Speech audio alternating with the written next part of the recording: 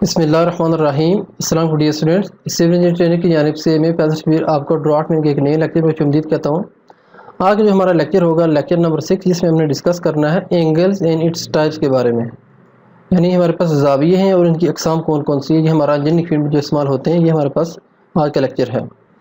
इस लेक्चर में हम डिस्कस करेंगे सबसे पहले एंगल होता क्या है, इसकी अक़साम कौन कौन सी है, इंशाल्लाह ये हम आसानी से समझेंगे। सबसे पहले हम इसकी डेफिनेशन देखते हैं।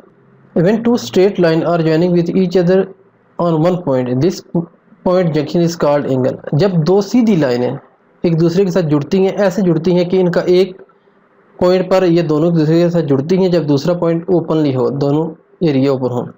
इसको मैं मज़ीद आसानी समझते हैं।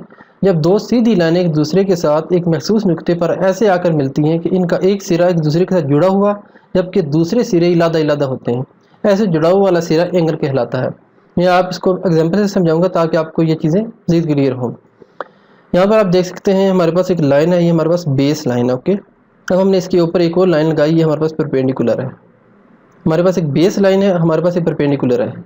अब यहाँ पर देखिए ये लाइन ऐसी है कि इनका एक सिरा जुड़ा हुआ है जबकि दूसरे सिरे एक दूसरे से जुदा है।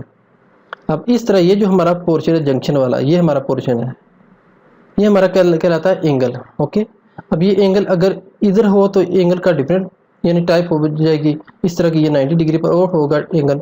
ये बेसिकली ये पोर्शन कहलाता है एंगल। अब इसकी एग्जाम कौन कौन सी है, इसको मैं आगे डिस्कस करूँगा आपको। Angle and it's type, angle उसकी एग्जाम कौन कौन सी है। इसमें सबसे पहले हमारे पास आता है right angle triangle. Right angle triangle ऐसा एंगल होता है जिसका एक ज़ाविया 90 डिग्री का होता है। यहाँ पर देखें नंबर 2 पर आता है हमारे पास एक्यूट एंगल। ऐसा एंगल जिसके ज़ाविये 90 डिग्री से कम हो, 45 डिग्री पर यहाँ पर देखें इसका ज़ाविया, ये हमारे पास एक्यूट एंगल आता है। अगर ये 65 पर हो, 55 पर हो, ये फिर भी एक्यूट एंगल ही होगा क्योंकि ये 90 डिग्री से कम होता है। एब्ट्यूज एंगल, ऐसा एंगल जिसका ज़ाविया 90 डिग्री से ज़्यादा हो। अब यहाँ पर देखें जो डॉटेड लाइन है हमारे पास 90 डिग्री है, अब इसको भी क्रॉस कर रहा है, 135 तक जा रहा है, तो 135 तक ये जा रहा है, तो ये है एब्ट्यूज एंगल। इसमें नेक्स्ट हमारे पास आता है स्ट्रेट एंगल। स्ट्रेट एंगल ऐसा एंगल होता है जो 180 डिग्री पर हो। यहाँ पर देखें 90 डिग्री को क्रॉस करके इस साइड पर भी 90 डिग्री तक गया है, यानी 180 डिग्री है, ये हमारे पास कहलाता है स्ट्रेट एंगल।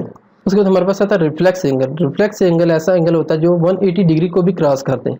अब यहाँ पर देखें 180 डिग्री यहाँ पर था, अब इसने इसको भी क्रॉस कर दिया, 225 तक चला गया, ये हमारे पास कहलाता है रिफ्लेक्स एंगल। उसके बाद हमारे पास लास्ट आता है कम्प्लीमेंट्री एंगल।